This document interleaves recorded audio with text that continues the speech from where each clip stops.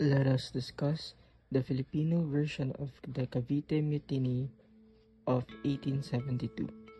Trinidad Pardo de Tavera is a Filipino scholar. He is also a scientist and historical researcher. He wrote the Filipino version of the incident that happened in Cavite. In his point of view, the incident that occurred was simply just a mutiny. According to Tavera, Filipino soldiers and laborers revolted because their privileges were removed. He also said that Spanish government used the mutiny to create an enormous plan of revolution against the Spaniards. Spaniards and friars wanted to exacerbate the situation so that they could remain in their post for a long time. General Izquierdo abolished the privileges of exemption from paying the annual tribute and from rendering the polo, which is forced labor, of the soldiers and the laborers. His first official act was to prohibit the founding of a school of arts and trades. He was the one who sent the commanding general to Cavite that reinforced the native troops when the news of the uprising was received in Manila. General Izquierdo was focused on how the event was an attempt in overthrowing the Spanish government. His actions on the mutiny was also criticized. Father Mariano Gomez is a pure-blood Tagalog. He was born in Cavite and is in his mid-70s. He held the most senior position of the three as Archbishop's Vicar in Cavite. He was truly nationalistic and accepted the death penalty calmly as though it were his penance for being pro-Filipinos. He was condemned to death by a military court-martial. Father Jose Burgos is a half-blood Spaniard. He was 35 years old at the time and was active and outspoken in advocating the Libinization of the clergy. He was a parish priest in Manila Cathedral and had been known to be close to the liberal Governor-General de la Torre. He was also condemned to death by a military court-martial. Father Jacinto Zamora is a half-blood Chinaman. He is a 36-year-old who was born in the Philippines. He was a parish priest of Marikina and was to be known unfriendly and would now countenance an arrogance or authoritative behavior from Spaniards coming from Spain. He was also condemned to death by a military court-martial. Now, let us discuss the Filipino version of the Cavite Mutiny of 1872 by Trinidad Pardo de Tavera.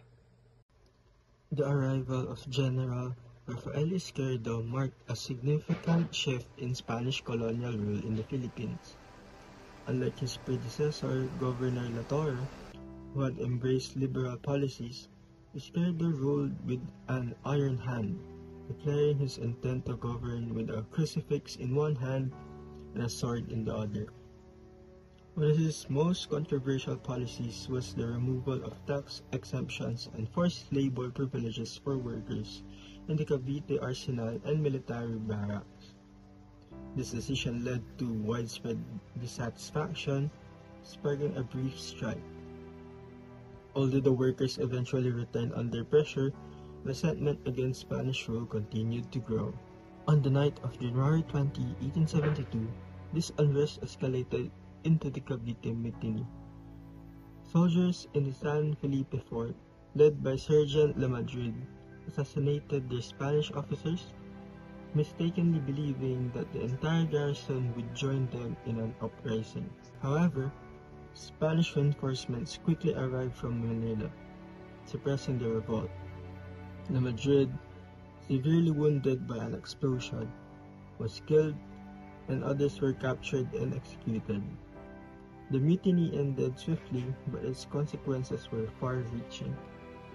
Spanish clergy and conservative officials used the incident to justify a crackdown on Filipino reformists. At the time, the colonial minister in Spain, Moret, had proposed reforms that aligned with Spain's liberal revolution, raising hopes among Filipinos for political change. However, Spanish friars, who feared losing their dominance over local affairs, exaggerated the mutiny's significance, claiming it was a part of a widespread conspiracy to overthrow Spanish rule. In response, Spanish authorities in Madrid acted swiftly, punishing suspected dissidents without proper investigation. Among those arrested were 3 Filipino priests, Mariano Gomez, Jose Burgos, and Jacinto Zamora.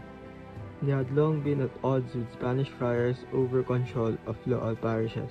Mariano Gomez, an elderly priest from Cavite, had advocated for secular priest rights. Jose Burgos, a well-educated priest from Manila, had written extensively on the need for reforms in the church. Jacinto Zamora, also from Manila, had been vocal in opposing friar abuses. Despite weak evidence linking them to the mutiny, the 3 priests were charged with sedition and sentenced to death by garrote on February 17, 1872. Rather than quelling resistance, the executions ignited nationalist sentiments. Filipinos saw their deaths as an injustice, and their martyrdom became a rallying cry for future revolutionaries. The growing nationalist movement would eventually lead to the Philippine Revolution of 1896, marking the beginning of the struggle for independence from Spanish rule.